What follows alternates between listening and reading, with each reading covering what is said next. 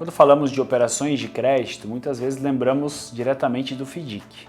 Mas você sabia que a companhia securitizadora hoje em dia pode ser uma melhor opção, dependendo do seu cenário, do seu ecossistema de crédito? Nesse vídeo a gente vai falar um pouquinho mais sobre o FDIC, a companhia securitizadora, e por que as grandes varejistas têm optado pela securitizadora no lugar do FDIC em muitas ocasiões.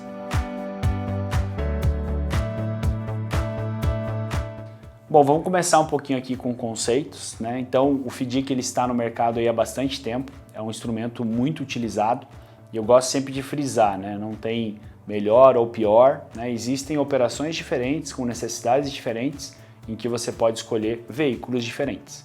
Então, no Brasil, tanto o FDIC quanto a companhia securitizadora podem fazer atividade de securitização, que basicamente é transformar dívidas em títulos negociáveis no mercado de capitais, né? Então, quando que uma empresa busca, né, a construção de um FDIC ou de uma companhia securitizadora? Quando ela quer financiar alguma operação do seu ecossistema. A gente que fala muito com varejo, né, então o varejista aqui quer financiar o seu CDC, quer financiar o crédito pessoal e ele sai à busca, né, do melhor veículo possível para que ele possa criar essa operação. Bom, vamos começar aqui então com alguns conceitos, né?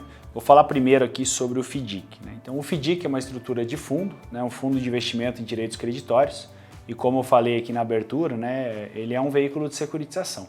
Então ele pode comprar direitos creditórios e transformar em títulos negociáveis no mercado de capitais.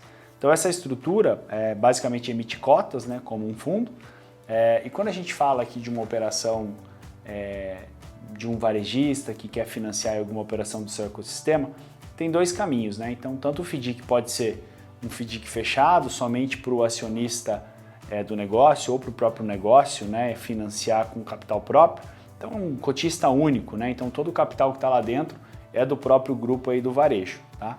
E existe a opção também dele ser um FDIC com uma certa alavancagem, né? Então, você pode ter ali uma camada subordinada, você pode ter uma camada sênior e você vai buscar dinheiro no mercado.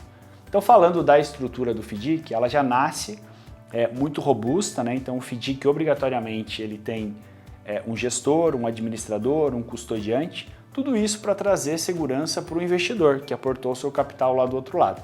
Então quando a gente fala de uma estrutura alavancada, né, que eu tenho um terceiro investindo ali dentro, faz muito sentido o FDIC, né, ele nascer já com toda essa robustez, com toda essa complexidade, mas ele vai trazer um cenário muito bom para que o varejista consiga alavancar, consiga trazer dinheiro para a sua operação.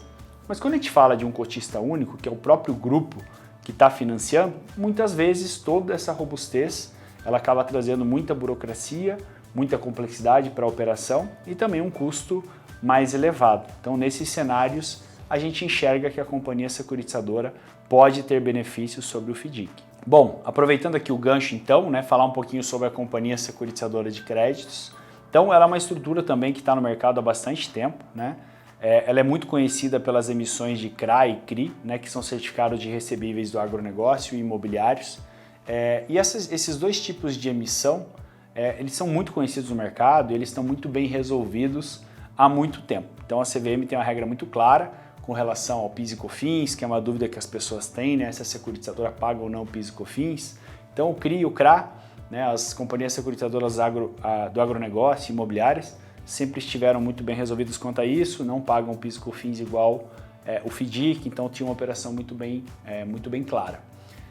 Do outro lado, as companhias securitizadoras financeiras, né, então, que compram qualquer outro tipo de crédito, então a gente está falando aqui de crediário, né, então uma dívida financeira que o tomador assume ali para comprar um produto, não estava muito claro, né, e o mercado utilizava a mesma regra das companhias securitizadoras do agro e imobiliário. Então existia essa dúvida, né? Então a segurança jurídica não é o forte aqui no nosso país, né? Então a gente tinha um risco muito grande de em algum momento o regulador, né, ou o governo falar assim, opa, não, esse tipo de operação tem que pagar imposto, né?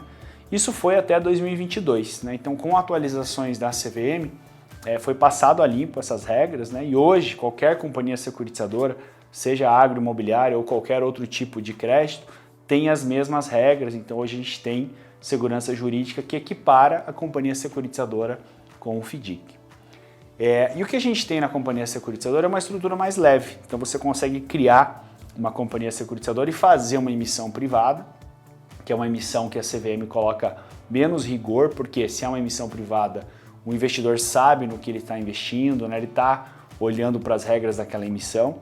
Então, quando a gente fala de um varejista que quer financiar o seu próprio negócio, né, suas próprias oportunidades de crédito, ele sabe como está sendo originado, geralmente passa por uma esteira de crédito dele mesmo.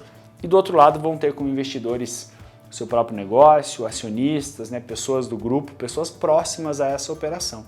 Então, com isso, a gente tem uma necessidade de menos participantes dentro dessa operação e uma estrutura mais leve, plugável, né? Então você consegue muitas vezes fazer uma liquidação no mesmo dia, fazer o desembolso automático, né? Então a securitizadora traz essas vantagens para a operação de crédito num contexto geral. Bom, falar um pouquinho aqui sobre algumas diferenças do FDIC da companhia securitizadora que são muito batidas, né, em todas as reuniões que a gente faz falando sobre esse assunto. Então uma grande dúvida que as pessoas têm é: eu vou migrar de um FDIC para uma securitizadora, mas lá eu pago PIS e COFINS, né? Não é isso que acontece. Então, o grande problema da companhia securitizadora é que hoje uma pessoa física ela pode ir lá na junta comercial e abrir um CNPJ, integraliza o capital lá dentro, né? Faz as operações de aquisição de recebíveis. Nesse modelo, sim, vai pagar PIS e COFINS como qualquer outra empresa, tá? Mas não é para isso que ela nasceu. Então, nesse modelo, você não está convertendo dívidas em títulos. Então, a gente não enxerga como securitização. Parece muito com um factoring 2.0, né? Então, você coloca o seu capital e você está financiando as suas operações, né? Não tem o benefício tributário. Quando que a securitizadora se equipara ao FDIC, né? Então, quando a gente faz essa emissão de acordo com as regras da CVM, da Anbima, você cria um novo CNPJ abaixo de uma securitizadora regulada e você faz a emissão das debêntures ali dentro ou dos certificados de recebíveis. O que a gente faz na operação é, todo o resultado da operação de recebíveis, a gente atribui para o investidor. Com isso, a gente tem uma lei que diz, tudo que é atribuído para o investidor, você tira da base de cálculo de PIS e COFINS. Então essa é a grande diferença. O FDIC ele nasce imune de PIS e COFINS e a securitizadora, se for utilizada no modelo CVM, a gente consegue zerar a base de cálculo de PIS e COFINS e atingir o mesmo objetivo que o FDIC. Se você está gostando desse conteúdo, a gente fala aqui no canal muito sobre securitização, sobre bancarização, então segue a gente aí para assistir os nossos próximos vídeos, né, e ficar atualizado aí sobre esses temas.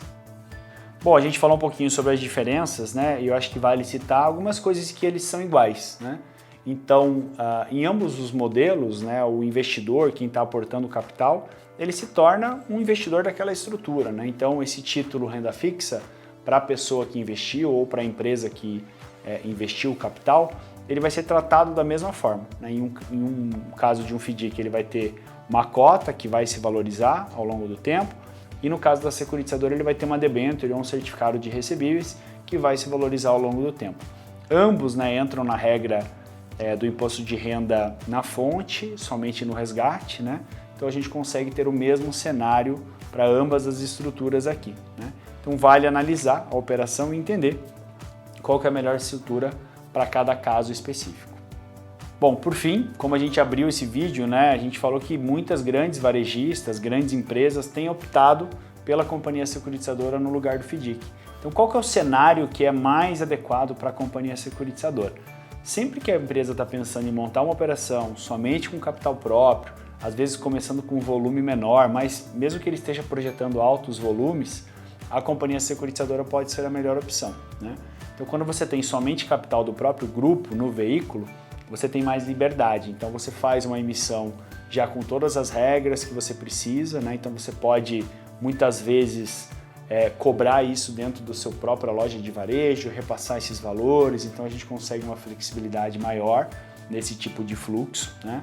Na companhia securitizadora, por ser gerida por um participante só, né? Você não precisar de 3 participantes, você consegue mais agilidade também nas operações. Então a gente tem operações hoje, por exemplo, de crédito pessoal que o desembolso é feito na hora e essa operação já passa a estar lá dentro da securitizadora encarteirada, né? Muitas vezes no FDIC isso é muito difícil de fazer. Um ponto bastante importante de citar também é a conciliação. Então, muitas vezes o FDIC ele é gerido ou administrado por empresas que não nasceram da tecnologia, que utilizam ali um ERP, um sistema específico um pouquinho mais engessado. Então essa carteira de recebíveis que fica lá dentro, quando a gente fala de varejo, a gente tem muito acordo, renegociação, então esse ciclo de vida ele é longo e bastante complexo. Então, na companhia securitizadora, utilizando os sistemas aqui da Girotech, a gente consegue espelhar essas duas carteiras para que a carteira de cobrança tenha toda a liberdade de fazer essa operação lá do lado dela e a gente vai espelhando e liquidando a carteira de recebíveis na securitizadora da forma que ela precisa ser liquidada. Então, esses são os principais diferenciais aí de uma operação dentro de uma companhia securitizadora versus a de um FDIC, que levam os grandes varejistas a optar por essa estrutura mais leve, mais dinâmica, que vai permitir ele criar uma operação com uma melhor experiência para o seu cliente final lá na ponta. Por fim, se você estiver interessado em conhecer mais sobre a securitização, como criar uma operação de securitização, né, a gente vai estar sempre à disposição aí para falar sobre isso. Aqui na Girotech a gente apoia as empresas desde uma fase de exploração, né, entender qual que é o melhor veículo para cada cenário, né? Então a gente não está aqui para falar que um é bom e o outro é ruim, a gente oferta as duas soluções. Nós somos gestores de FDICs e nós somos uma securitizadora regulada e a gente vai ajudar o seu negócio a escolher o melhor veículo possível para os objetivos que vocês buscam no curto, médio e longo prazo. Então a gente está à disposição aqui para fazer uma análise do seu cenário e te apoiar nessa jornada de bancarização.